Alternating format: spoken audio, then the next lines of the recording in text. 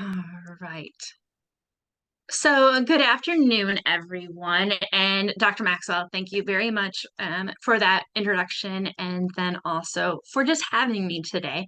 I was very excited to present to this group. I think the work that you all are doing is so vital to our community colleges, and to get to take any part of that is really special. I know a few of you already started introducing yourselves in the chat, but I would love if you could share your name, your pronouns, and if you have any military affiliation. And also, one thing you hope to learn today. I can talk about this subject for hours, but I really want to make sure that I'm touching on the stuff that interests you. So if you could share that stuff in the chat for we can circle back, I would appreciate it. So who am I? I am Kara Cunny. As Dr. Maxwell said, I am currently working as the coordinator of student life at McHenry County College, and I'm sharing my email address. I know some of you are in this call now and work happens and you might have to bounce off. So feel free to take my email address and connect with me afterwards if you have any individual questions. I am also working on my EDD in community college leadership through Northern Illinois University. And quite a bit of my papers, and possibly I'll be starting my dissertation next summer, will most likely be about military affiliated students. So this really is kind of a passion project for me. And then what I really think drew me to this topic is that I'm a military brat. Um, and I use that term, it's a term of endearment. I have grandpas, uncles, dad, stepdad, brothers that have all served. I myself, I was a Navy reservist, and we'll talk a little bit about that through the presentation. But then I spent 10 years as a military spouse, married to a man in the active duty Air Force who went through 4 deployments. And during that time, I met quite a few people. And because of my background, I kind of became the de facto person that they would go to with questions. So a little bit about my background. Um, let's see if I can get this. There we go. So why does this topic matter? I personally believe that our community colleges are one of the best avenues for our military affiliated students. The variety of programs we offer, that compassion and support that is built into who we are and the work we do every day really makes us a welcoming place for these students. In addition, we have not just those degrees, but those certificate programs, and we're able to help our military affiliated students transition into a new role very quickly. And then in Illinois, especially, I was born and raised here. We have 3 major military bases, if you were not aware. We have Scott Air Force Base over by St. Louis. There's the Rock Island Arsenal Army Base near the Quad Cities. And then up in my neck of the woods, north of Chicago, the Navy has Great Lakes Training Center, which is really interesting because every single person who enlists in the Navy is going to pass through our doors here in Illinois. So it gives us a really amazing opportunity to welcome people to our state, make a good impression, and hopefully get them to stay.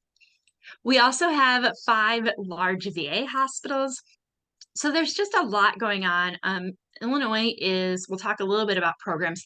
Illinois is very military friendly as far as their programs. And so I think it makes perfect sense for our community college leaders to also understand this population. So today I want to, as I mentioned, I can speak on this for days, for hours. And if any of you are interested, please, please, please message me and we can chat offline more. But I want to give you kind of a basic overview of the military and who these students are to help you kind of frame why they're a special population and why they deserve your time and attention today. And then I want to spend a lot of our time really talking about those specific areas across campus and sharing maybe some, if you have obstacles you faced with your students, sharing those, and then some recommendations on how we can kind of support them. So, I'm just struggling with these slides. So I am approaching this as if you have never heard of the military before. Not that I think, we see a lot of images on TV and things.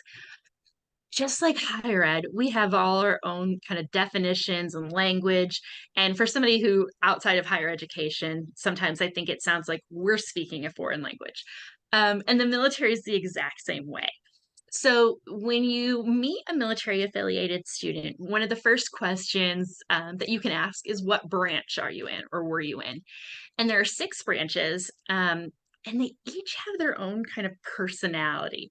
If you're, those of you in the chat who talk about your military affiliation, you can probably share the jokes that you've either heard about your own branch or shared about others.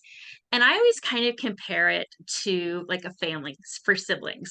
Um, Military, we all pick on each other and tease, the Marines. I joke about them being, crayon eaters and things like that. Um, but when it comes to somebody going against the military, there really is that bond and they're going to pull together like siblings.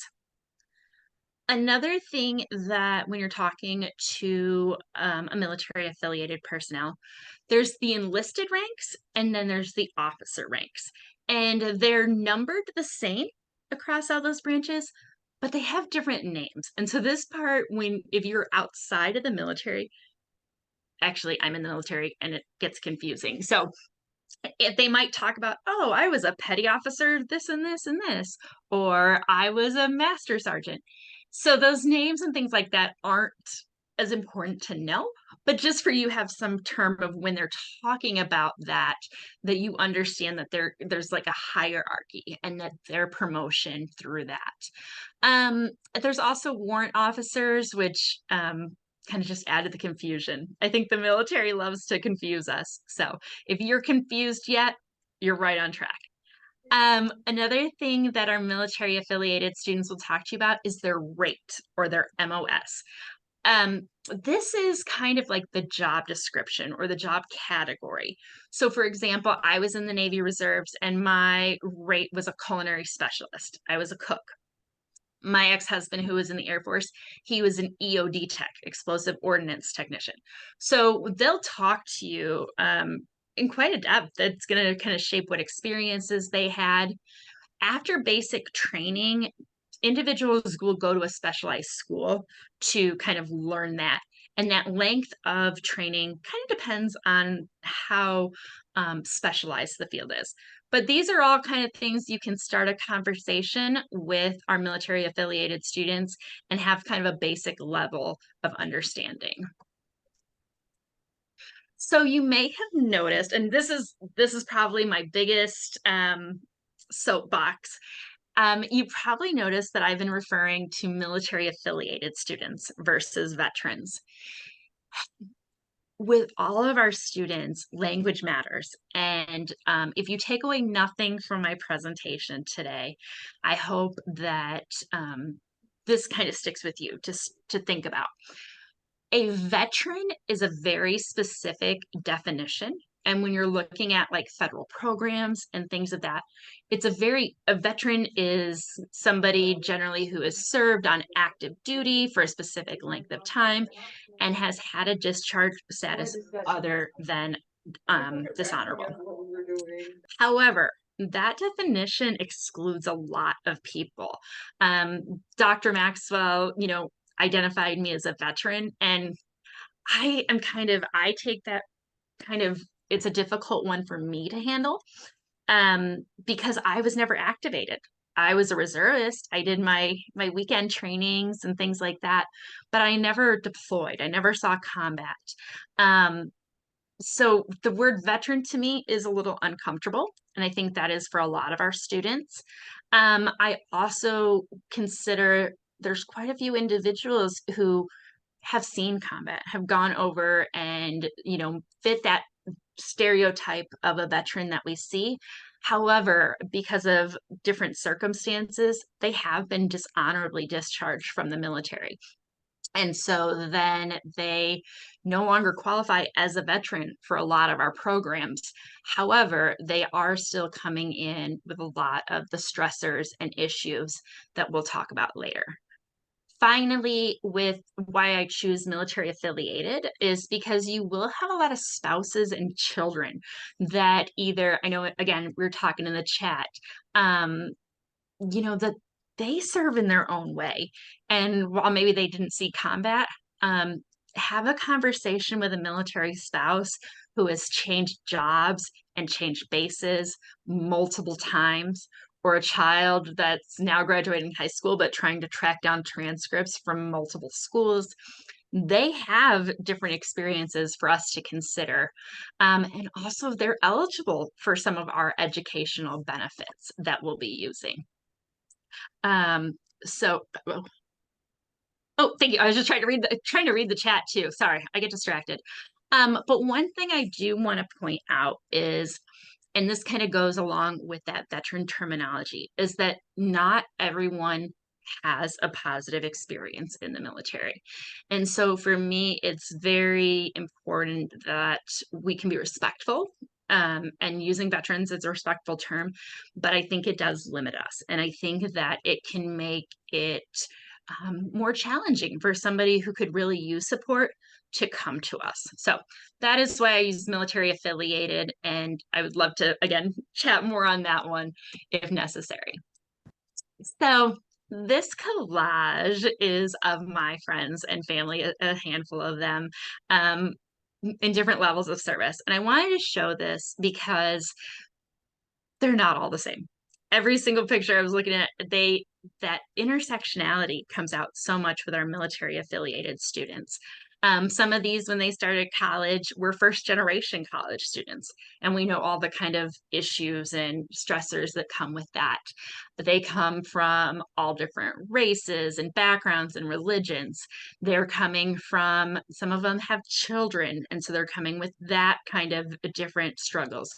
So I just want to urge you that while I'm talking about military affiliated students today, not everybody's going to embrace that part of their identity, and it is really just a small part of it.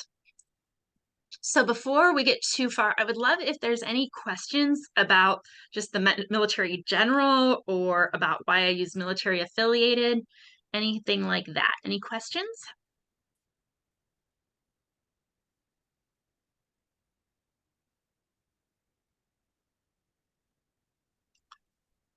Okay. Perfect. So before we get into kind of talking about specific areas on campus, you've all been hearing about me. Again, I'm from Chicago. I talk very quickly. I apologize for the auto caption and transcript, but I want to let you hear from some veterans themselves. And if you ever get a chance, just YouTube, veterans in college, there's some really fascinating stories, but I want to start with this one for you all. And let me know. Let me start. Somebody message me if it doesn't show up with a sound. I know sometimes that's kind of weird.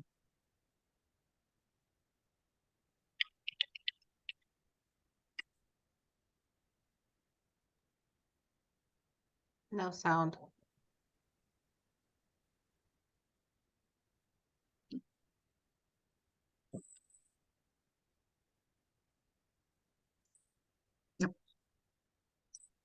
See, thank you, Yolanda. Thank you. You're my hero for this one. Let me see if I can make sure. Oh goodness. You test everything, and that's one of those things you can't test. Oop. Let me see. 1 second. I apologize. I did try and test all this before I popped in. No, you're good.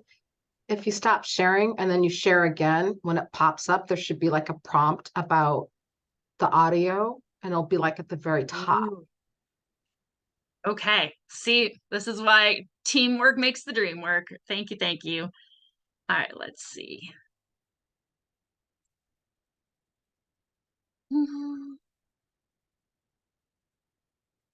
Hmm. I am not seeing that. You have to go back to your actual video. Okay, let me see. Bring your video up first before you start sharing. Oh, okay. And then when you click share, there's also an audio button that'll pop up when you're doing share. There should be something that kind of shows you the audio along with the video.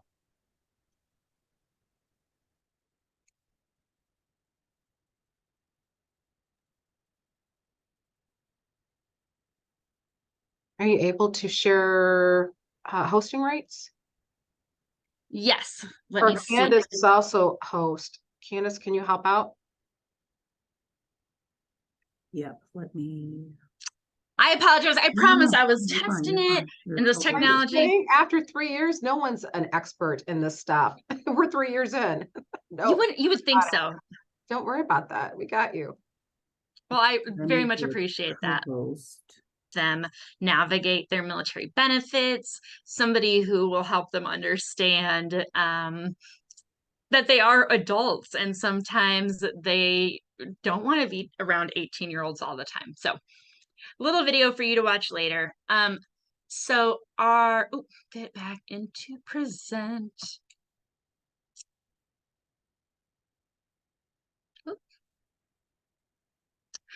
So our veterans really do. I want to go share a little bit for the rest of the presentation. I want to share a little bit about how different offices may see our military affiliated students and some of the hurdles they have because of their military experience.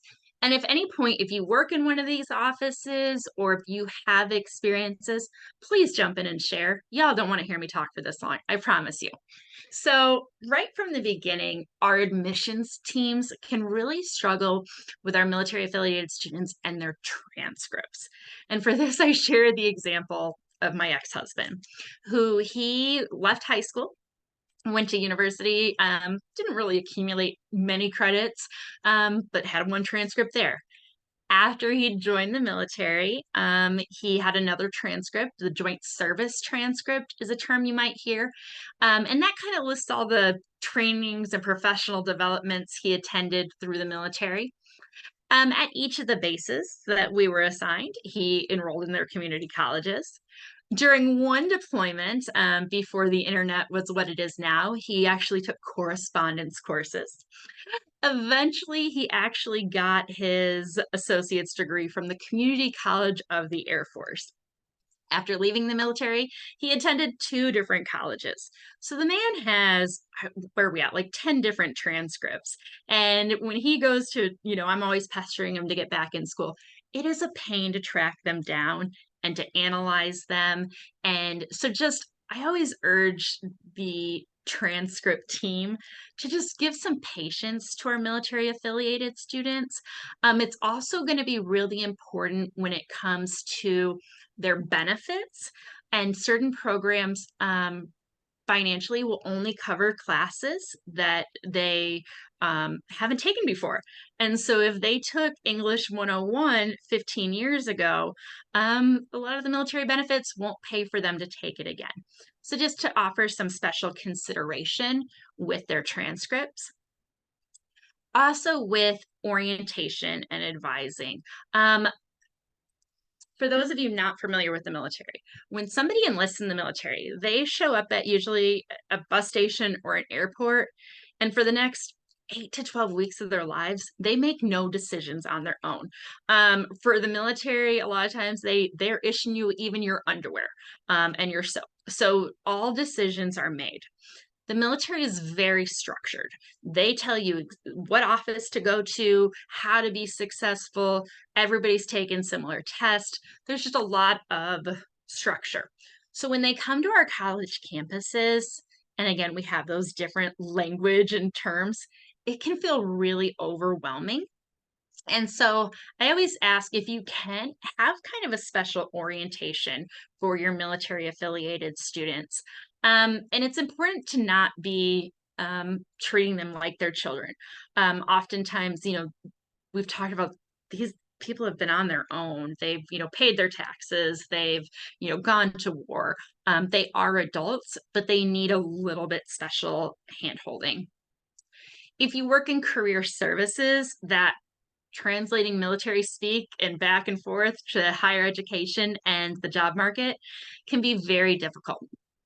One thing that you can always rely back on if you're helping a military student kind of articulate their skills is leadership. Leadership and team building are things that the military is really pushing right now, and those are always skills that are valuable in the workplace. And because I'm a coordinator of student life, I want to talk a little bit too about our areas.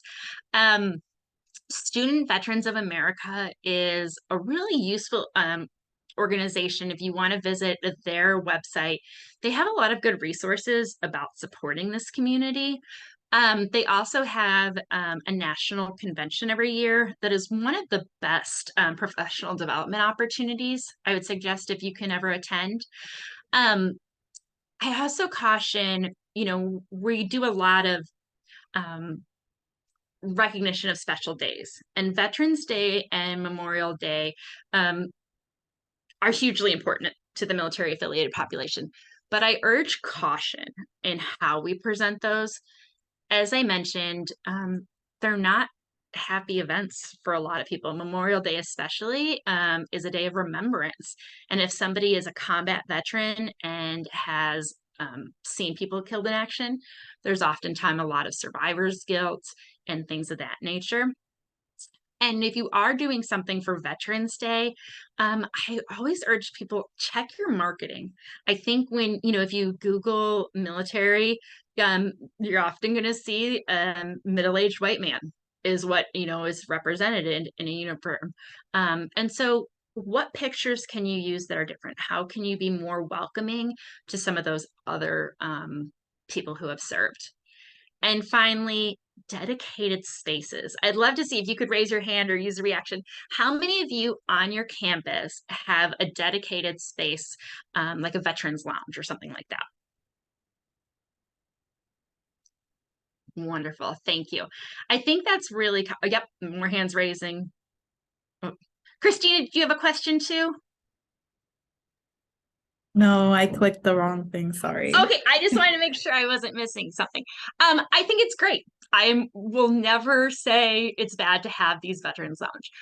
But my kind of counter question to that is, how many of you also then have dedicated spaces for your LGBTQ plus students? Or oh, Yolanda, you do? Ooh, I love it. I see that a lot of campuses don't, however. Like for example, College Lake County, where I was, I oversaw the Veterans Resource Center, but we didn't have any other spaces for any groups. Same here at McHenry County College. So it's kind of a mixed bag that I like to kind of hear your thoughts on too, is that I think it's, oh, the Culture Center, perfect. That sometimes it's great for the individuals to come together, make connections with peers, but it's also can be kind of isolating if they're not interacting with other students. And again, I mentioned my kind of soapbox about veterans lounges and using that title. If I had walked past that when I was in college, again, I probably wouldn't have gone in, because was I a veteran? I didn't serve very long.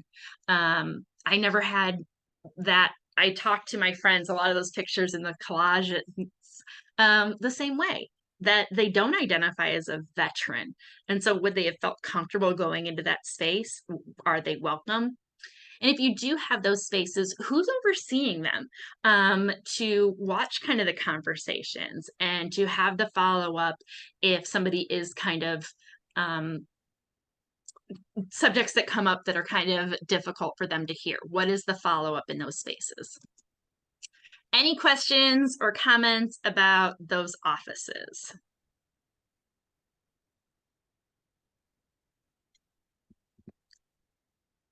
All right. Moving on to money. Raise your hand if you've heard of the GI Bill. I think this is it's the number one thing I think of when we think about military and college. And yep, lots of hands. So the GI Bill is actually kind of a shortened name for a bunch of legislation that, if you ever want to go down a rabbit hole, starting in 1944, after World War II was when the first GI Bill kind of went into effect. And it's a fascinating kind of history about how it impacts all of us in higher education today by really opening doors for people who previously wouldn't have considered college or been able to afford it. One of the there are so many federal programs, and I'm going to tell y'all, have some patience on your financial aid folks that are dealing with this. But the Forever GI Bill is one you're going to see pretty common among your students. And I wanted to point out some of the nuances of it. This is a great, please, please, please never think that I am talking bad about the GI Bill or any of these benefits. It's great and it's wonderful. However, there are some nuances that I think can be roadblocks and barriers for our students that I wanted to address and just make you aware of to see if on your campus there's a way to help these students kind of advocate. So the GI Bill is given to individuals for a period of time, usually 36 months. Do the math, 4 years. We like to pretend that students can finish in 4 years and things like that.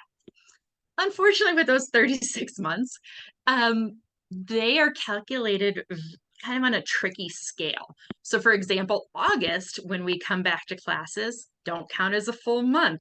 And so sometimes you'll have students that talk to you about like, I have, 3 months of eligibility left, and they're wanting to know if they can start classes. They can. So it's just a weird math system.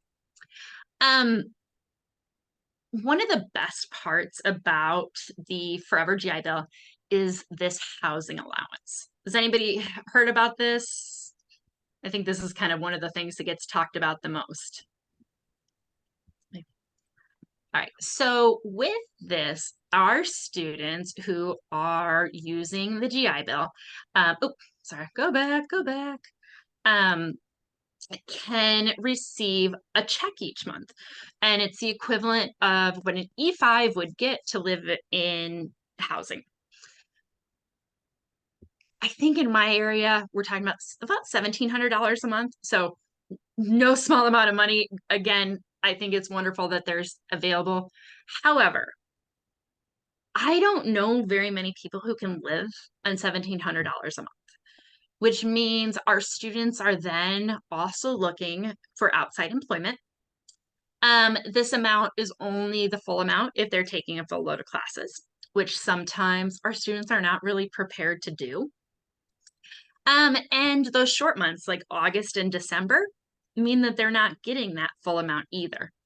It's also a lot of verification checks by both the financial aid department and by the student themselves. So this is probably, when I'm working directly with students, one of the number one issues they have is not getting their pay on time.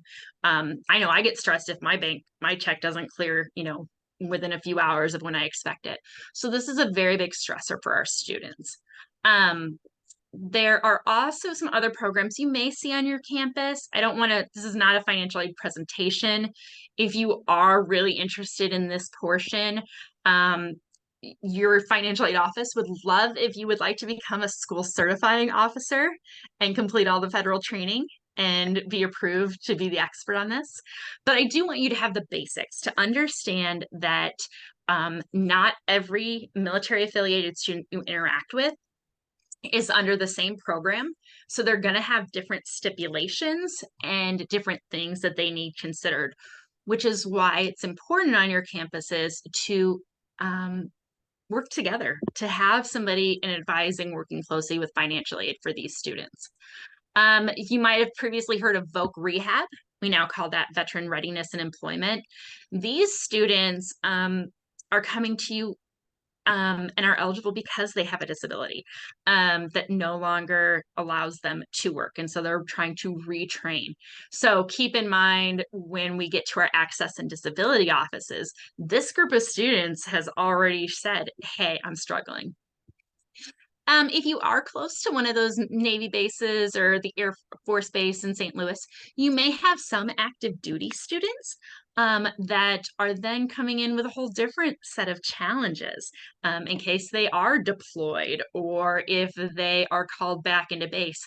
I remember when COVID hit, those who were stationed at Great Lakes near me, they basically got to call home and say, hey, I don't know when I'll be home. And so they were also not attending their classes. And what policies and procedures do you have on your campus to support those active duty students or those that may be deployed if they're a reservist or a guard member? And I love Illinois. I think Illinois is so great for our military affiliated students. And so I always mention the Illinois Veterans Grant and the Illinois National Guard Grant. And they're amazing. They're wonderful. They grant, like the Illinois Veterans Grant can give a student who enlisted from Illinois and is now returned to Illinois up to 120 credits at a state institution. But notice I said credits, and our GI Bill is in months and things like that. So there can also sometimes be a conflict by which program is going to be best for me to use. If I only want to take 3 classes, I'm not full-time, I'll use my IVG this semester. Next semester, when I'm back full-time, I'll use my GI Bill. So there's a lot of back and forth. And again, your financial aid people are saints. And that is one of my biggest recommendations. Please recognize that they are, it'll make your head spin. I mean, I don't know if just from that little bit of blurb, it made your head spin. It always makes mine spin. And I did go through the process to be a school certifying officer.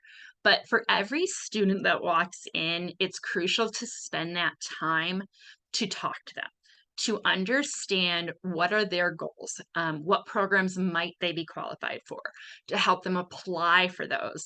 And then just to remember, when we mess with somebody's money, that is one of the surest ways for them to kind of have bad word of mouth about our schools. So we'll pause a little bit about financial aid. Any kind of commentary about what you've experienced with students and financial aid at your institutions?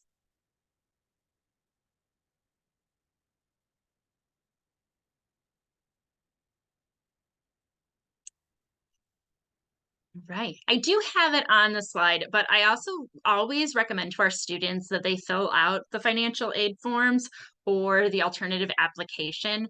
I often hear students say, well, I don't need to because I'm going to use the GI Bill. However, things happen. They might qualify for other money. So I just always still urge them to take that.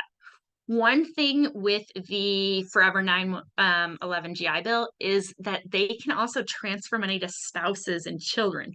So just because somebody is paying for school with a GI Bill does not mean that they themselves have served. All right. One of the other offices that will have a lot of contact with our military affiliated students is our access and disability offices. This is another really big passion of mine just in general. I think our community colleges are doing this very well. I think that we are a great place to start for students that maybe didn't do so well in high school and are trying to get back into the academic world. So I have all the respect for our access and disability offices. However, I think that there is often still that stigma of if I ask for help, something's wrong or I'm not good enough. Ooh. Yes, Candace, we'll get back to that one in just a minute. I think that's a great question. So with access and disability offices, there is that stigma. However, a lot of especially our military affiliated students that did serve, they and I'm trying not to stereotype here, it's just more statistics of a lot of people will enlist in the military because in high school they were told you're not ready for college. I think in a lot of times in our history, the military has been kind of seen as an alternative to college. So these individuals a lot of times have undiagnosed learning disabilities. And so they've served in the military and did great in the military with the structure, but now they're on their own and trying to learn those executive functioning skills and really struggling. Um, Also, there's the physical disabilities. I would say probably 75% of the military individuals I work with, myself included, have some hearing loss. Ships and airplanes and gunfire are very loud.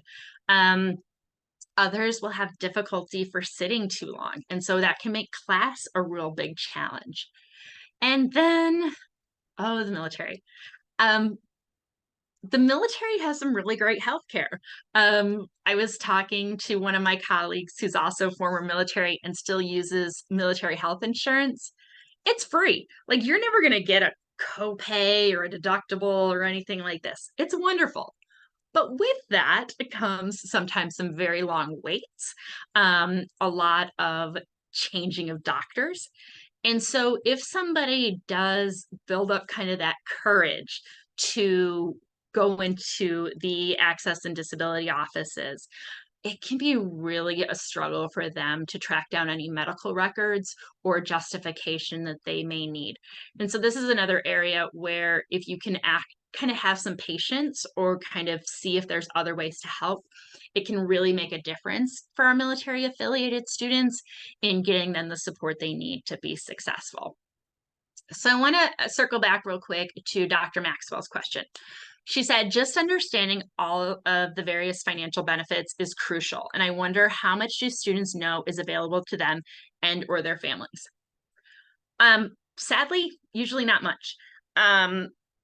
For most people in the military, they get, when they first enlist, they'll be told, oh, there's these benefits. You know, there might be a quick session during basic training about them. For a lot of them, they don't hear again until they're transitioning out. The military usually offers, you'll hear it called TAPS, a transition assistance program seminar, and they'll kind of just spit at you a bunch of the programs like I am, and then send you on your way. So this is one of those areas where in a perfect world, I would love every college to have somebody who could full-time job sit and talk to students about their benefits and their different choices. Um, but that's not a reality. But no, I do think there is a lot of knowledge and a lot of confusion about what benefits they may qualify for. I also think it leads to a lot of frustration. I think about, again, my ex-husband, he's why I do this work. He's now out of his GI Bill. He doesn't have any more money coming in from school. However, he is considered 100% disabled, which is another thing you would not notice. If you met my ex-husband, there's nothing on the outside that you would see. But he has mental health issues. And so he qualifies for other programs because of that. Not only does he qualify for other programs, our child qualifies for other programs. But again, I think there is a lot of misinformation and a lot of ignorance, which is why this is part of my passion. So thank you for that question. Any kind of experiences you all have had with access and disability offices or anything you've seen with your students with disabilities?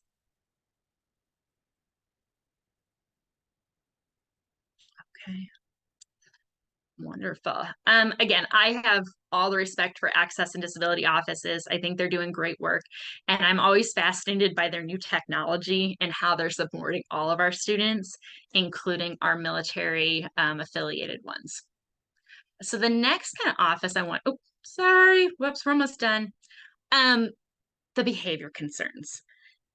How many of you, again, show of hands, have ever, in your role or a former role had to deal with a behavior issue kind of related to a military affiliated student?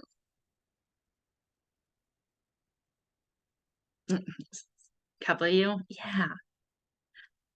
Yeah, I see this a lot when I was at CLC, College of Lake County, and I was full-time working with our military students. I would get a lot of calls from our behavior intervention team of this student's having problems. And I think this is one of those places where education is really important for all levels. Some of our military affiliated students really struggle with socialization. Um, there is that, I was talking to a friend last night about this, of it's difficult when you're older and you are excited to be in school and you're sitting there and you see younger students being disrespectful to instructors. They can be really frustrated by the lack of respect, I think, that the younger generation shows. I hear a lot. They can struggle with making friends. If you go back and watch that video, one of the speakers says, they get asked, how many people did you kill? That's not a great way to start a friendship. And so there are just some issues that I see.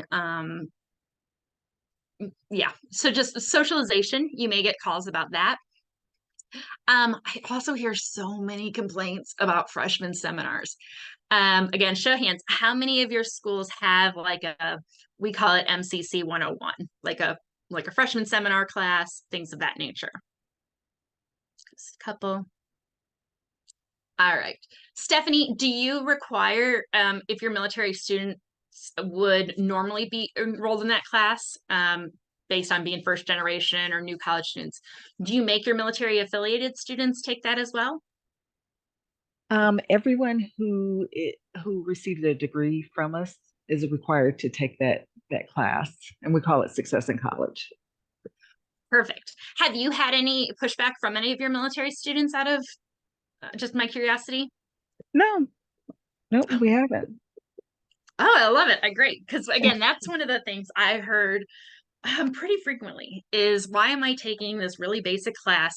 It also circles back depending on how your freshman seminar class is coded. It can cause a lot of headaches for their financial benefits. For example, at College of Lake County, it was a 1-credit class. And when we go back to the GI Bill, our students needed to take 12 credit hours to be a full-time student. So adding that 1 credit could really disrupt them sometimes and add a lot of extra stress. And then sometimes, depending on if your financial aid people don't process it correctly, the government can look at that and say, oh, that's not a necessary class. We're not going to pay for it. And so just one of those things to kind of keep in mind. And if you get a chance, really kind of dive into your policies at your institution on how it's being covered for those students. I also hear a lot about our military affiliated students maybe being disruptive in the classroom. And this comes in different forms. Maybe a topic is sensitive or they're really passionate about something. I know right now with the world events, some of our history and political science teachers are having challenges. It's a lot different to teach somebody who's never left Illinois about these topics than somebody who has served overseas and maybe seen some really violent and atrocious things. Sometimes older students, our military students, will challenge instructors, or because of those previous mentioned accessibility issues, they will, need to get up and walk around and pace a little bit. Going back to the medical care, this is one that if your students are trying to receive medical care from the VA, when they make those appointments, it is a nightmare to try and change them.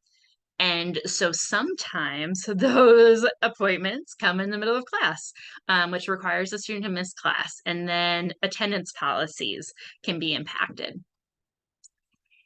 And then mental health. When I say mental health in the military, what words come to mind?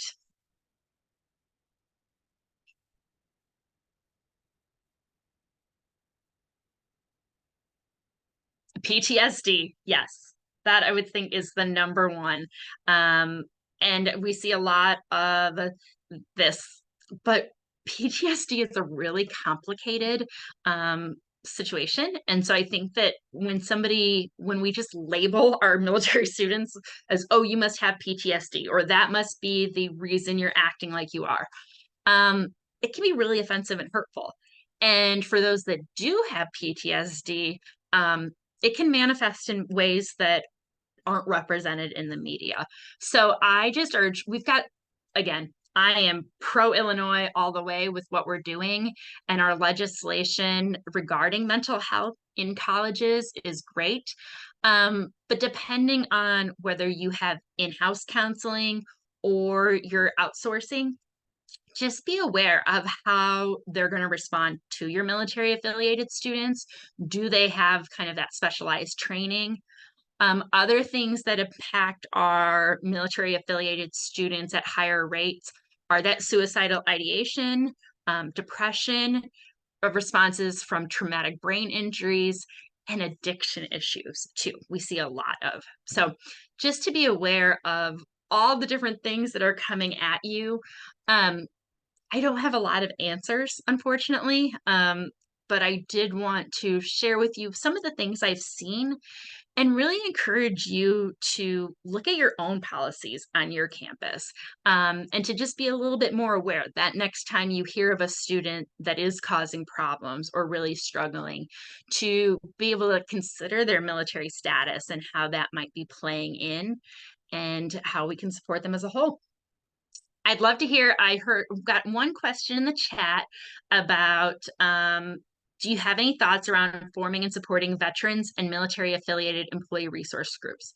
I have never been a part of one, but I'm a big fan of the resource groups to begin with. I think that they are a really good opportunity for people to connect, and again, to have that same socialization and support that we provide to our students. Giving that to our faculty and staff makes us better to serve our students. Y'all, I've just talked to you for like 45 minutes. What questions do you have? What do you still want to know? Let's talk a little bit, and then I'll get you out of here and give you like time back in your lives. Kara, I just want to chime in to say that I really appreciated the thoughts around PTSD. I think sometimes it's, it's thrown around and we've become a little bit insensitive in thinking about what that actually means or what it might mean. And so I think it's really helpful to even kind of challenge ourselves to think about the language that we're using or the way in which we're really thinking about PTSD and those who are in the military or who are military affiliated. So thank you also for that that thought about the difference between our veterans and then those who are military affiliated. Thank you. Oh, glad you all are enjoying the information. Again, I know I talked at you very fast. I apologize. If you're interested, there's some really great books out there. Just when I remember when I first started working with military affiliated students, just go on to Amazon, college students and the veterans. There was tons of resources. One of my favorites, however, and it's a quick read. Let me see if I can find the. Sorry, I should have been more prepared. Combat to College is one of my favorites. It is written by a Harvard graduate. Let me see if I can get the link real quick for y'all. It's a quick read, and it's one that I'm actually trying to secure some grant funding for to do as like a book read for our students. It's trying to help the students who have been in the military and all, we use the words grit, grit and all those skills that made them successful in the military, to keep them being successful in college. There are some cuss words in it. He uses a little bit of rough language, but I think it's a really great read for maybe some of your students that are struggling.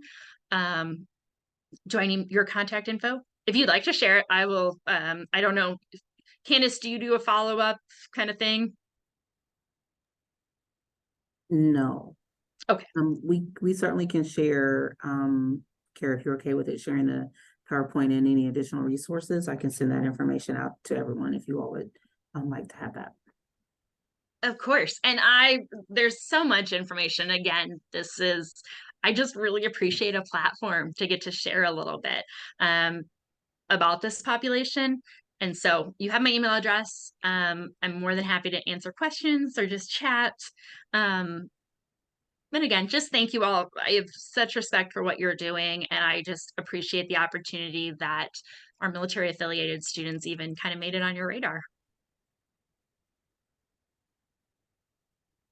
Are there any final thoughts or questions?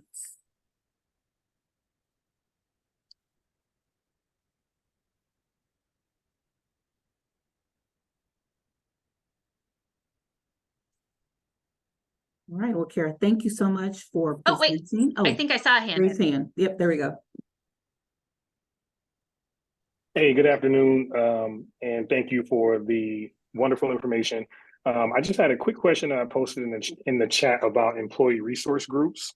I was recently approached about a veterans, or now I'm familiar with the language, military affiliated resource group, employee resource group.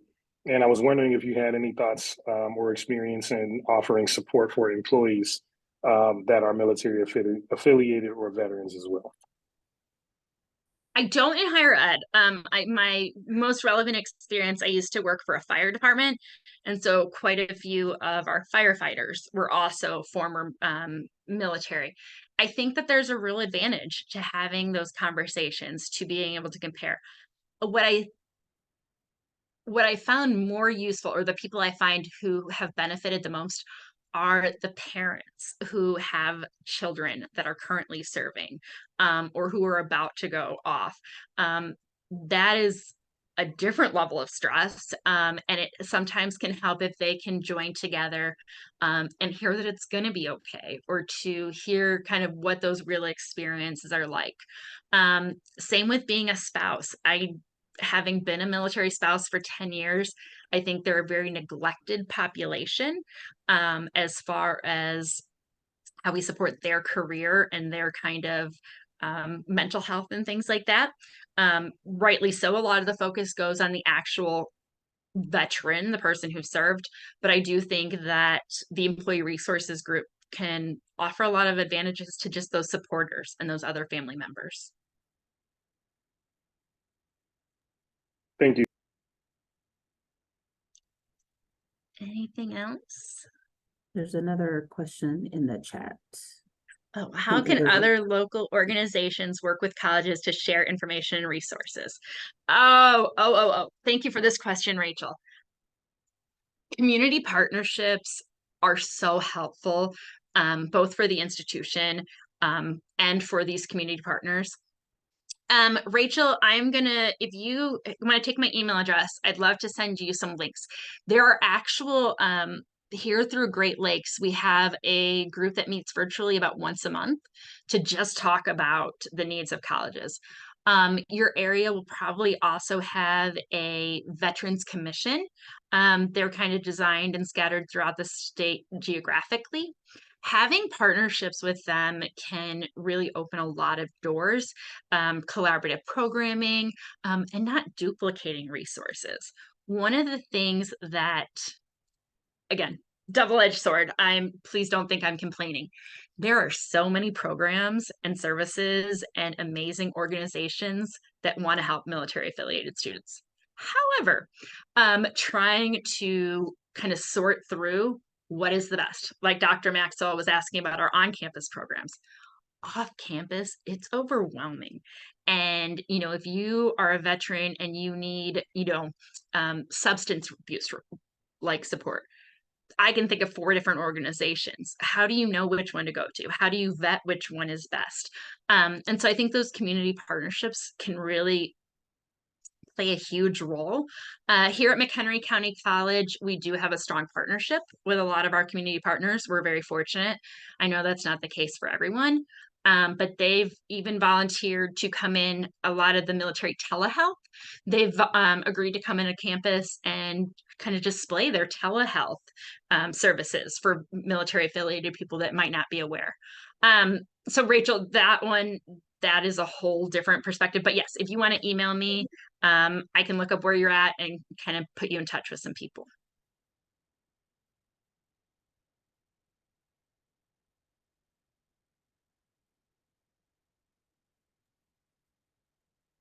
Anything else? Any other questions?